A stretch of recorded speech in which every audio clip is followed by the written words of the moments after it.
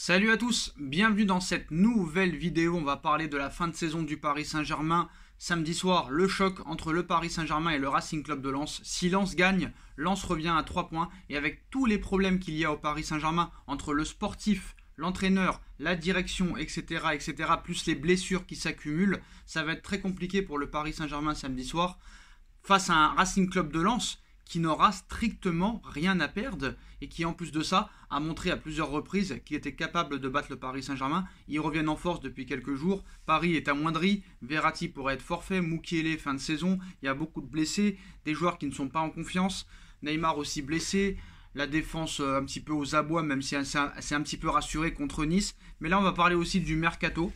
Alors le PSG prépare son mercato d'été, Luis Campos qui devrait normalement rester à moins d'un cataclysme en fin de saison, prépare déjà son mercato. Luis Campos a fait de joueurs estampillés Ligue 1 ou passés par la France sa priorité.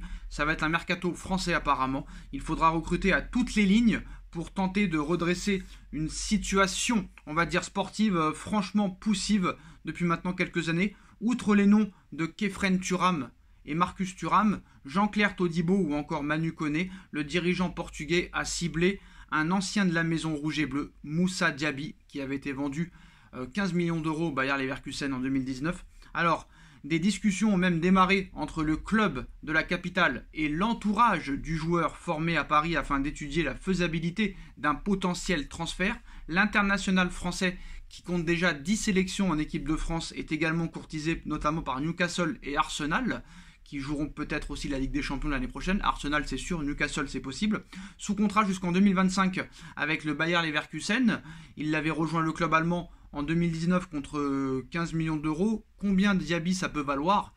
Bah désolé, mais ce sera minimum 60 millions d'euros, c'est sûr et certain. Et comme vous le savez, le Paris Saint-Germain, ce n'est pas le même prix que les autres. Donc quoi qu'il arrive, d'accord, le fair play financier a libéré le Paris Saint-Germain. Quoi qu'il en soit, toutes ces recrues-là, ça va faire un coup. Et c'est pas évident que Paris vende un voire deux joueurs. Quand tu vois que Sarabia, international espagnol qui a joué la Coupe du Monde, a été vendu seulement 5 millions d'euros, c'est à mourir de rire. Alors, peut-être Icardi. Galatasaray envisage de recruter Mauro Icardi et serait prêt à financer l'opération aux alentours de 10 millions d'euros. Quand tu sais que tu l'as acheté quand même 72 millions d'euros, c'est la catastrophe, très clairement. On a vu que la Lazio, l'AS Roma, le Napoli, le Milan AC surveille aussi la situation du Paris Saint-Germain. Mais c'est incroyable quoi, 72 millions d'euros tu l'as acheté. Tu vois que Icardi quand même fait une bonne saison à Galatasaray et tu vas le vendre seulement 10 millions d'euros. Je suis désolé de le dire. Icardi en Angleterre là, il serait vendu au moins 30 ou 40. C'est-à-dire que le Paris Saint-Germain va à sa perte, très clairement. Je ne sais pas ce que Nasser a fait à M. Ceferin. Est-ce que Ceferin s'est rappelé que M. Nasser Al-Khelaifi l'a soutenu contre le projet Super League? Je ne vois que ça. Je ne vais pas parler de corruption. Alors le PSG est clairement sur le coup pour Khéphren Thuram. Luis Campos est venu féliciter Khéphren pour son match face au Paris Saint-Germain. Nice espère 60 millions d'euros pour le laisser partir. Alors déjà Diaby et Thuram ça fait 120 millions d'euros. Hein. Donc c'est compliqué. Le PSG, Dortmund, Liverpool, Manchester City sont intéressés aussi par le joueur. On parle beaucoup de défenseurs, d'attaquants, d'entraîneurs, de présidents, de directeur sportif, mais je suis désolé de le dire, depuis le départ de Thiago Motta, il n'y a pas de milieu de terrain au niveau. Et à un moment donné, il va falloir très clairement étudier le poste de milieu de terrain, parce que j'ai l'impression que Campos le laisse complètement de côté. Et le milieu de terrain, c'est le cœur du jeu. Et il n'y a pas de fond de jeu au Paris Saint-Germain, c'est ça le problème. Alors en défense, Campos aussi a maintenu le contact avec Axel Disasi, qui souhaite jouer régulièrement en Ligue des Champions, en dépit du fait qu'il explore également d'autres options pour renforcer l'équipe dans différents secteurs. Bien qu'un profil gaucher soit également à l'étude, il est possible que Campos réactive le dossier Axel Disasi. Bon, en ce qui concerne Skriniar, Skriniar il est parisien. Le problème c'est que là il est blessé depuis quelques temps comme par hasard. On signe au PSG, t'es blessé, hein, c'est compliqué. En ce qui concerne Galtier, pour le moment Galtier n'est pas menacé pour son poste d'entraîneur à cause des accusations. Mais une défaite contre Lens pourrait accélérer peut-être son départ. Le PSG va attendre la fin de saison comme annoncé si jamais ça se passe bien contre Lens. Par contre, si ça se passe mal, ça paraît plus que compliqué. Voilà. Donc voilà un petit peu pour l'actualité Paris Saint-Germain pour aujourd'hui. On va parler un petit peu aussi des autres infos, hein. C'est assez intéressant. Le Bayern de Munich qui a suspendu Sadio Mané. Sadio Mané a frappé le roi Sané. C'est quand même assez incroyable ce qui se passe au Bayern en ce moment. Tu vires l'entraîneur. Sadio Mané, qui est peut-être l'homme et le joueur le plus calme du monde, se frappe avec Sané apparemment pendant la mi-temps du match contre City. Donc c'est assez compliqué. Un départ de Sadio Mané serait dans les tuyaux pour cet été. Donc ce sera intéressant de savoir ça aussi. Bon, là honnêtement, sur ce que j'ai vu en Ligue des Champions, Manchester City est le grand favori, mais pour moi le Real Madrid gagnera sa 15e Ligue des Champions. Le Real Madrid, je pense qu'il ne peut rien leur arriver en Ligue des Champions. Ça, normalement, ça devrait être Manchester City contre le Real en demi-finale, à moins que Chelsea fasse une remontada exceptionnelle ou que le Bayern fasse aussi une remontada exceptionnelle. Ça sera peut-être la revanche de l'année dernière, City contre Real, mais voilà. Le Real a beaucoup d'expérience, mais cette demi-finale, pour l'instant, potentielle, hein, entre City et le Real Madrid, risque d'être encore plus chaude que l'année dernière, qui avait été totalement extraordinaire. En ce qui concerne l'information principale de cette vidéo, Victor Osimhen. Apparemment, il y a deux clubs qui sont très sérieusement sur Victor Osimhen. C'est le Paris Saint-Germain et le Bayern de Munich.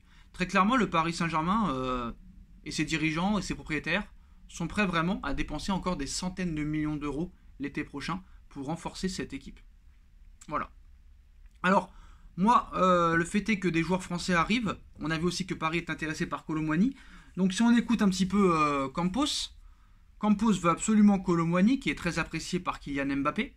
Il veut en plus de ça Moussa Diaby, Kefren Thuram, Skriniar, Dissassi, Manu Koné, etc. etc.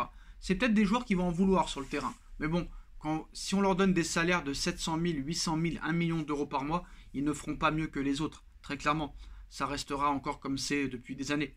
Moi, je n'y crois pas. Très clairement, je n'y crois pas au projet Campos, je n'y crois pas au projet Nasser.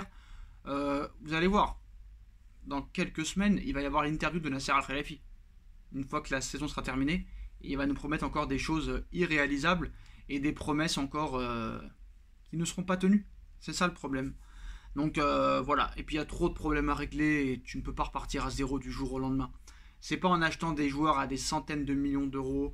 Tu vois ce qui se passe à Manchester City, tu vois ce qui se passe au Real Madrid. C'est vraiment des très grosses institutions. C'est vraiment des clubs historiques. Enfin, pas Manchester City. Manchester City n'est pas un club historique. Mais voilà, Real, même le Bayern qui est éliminé, tu vois le Bayern, même Sadio Mané qui fait des bêtises, on le suspend. Très clairement. Voilà, le Milan AC, même s'ils ont eu pendant 5-6 ans des petits problèmes, c'est une institution. L'Inter de Milan qui a eu des problèmes pendant quelques années, pendant 10 ans, c'est une institution. Ce sont des clubs historiques. Le PSG, certes, est un club historique, mais le PSG n'a pas une aussi grande histoire que l'Inter, que le Milan AC, que le Real, que le Bayern, que le Barça, etc. Et le problème, c'est que Paris aurait... Peut-être que les propriétaires de Manchester City, ça aurait été mieux d'avoir les propriétaires de Manchester City, les Saoudiens, que ceux des Qataris. Très clairement. Pour le Paris Saint-Germain, je pense que ça aurait été mieux. Parce que à City, voilà, c'est exceptionnel le jeu pratiqué. Très clairement. À Paris, il n'y a plus de jeu. À Paris, c'est le néant total depuis maintenant plusieurs années. Très clairement. Et rien ne changera. Ceux qui pensent que ça va changer sont dans le déni total. Voilà les postos, c'est la fin de cette vidéo. Dites-moi en commentaire ce que vous en pensez. On like, on partage, on commente, on s'abonne. Et on se retrouve très vite pour une nouvelle vidéo. Tchuss.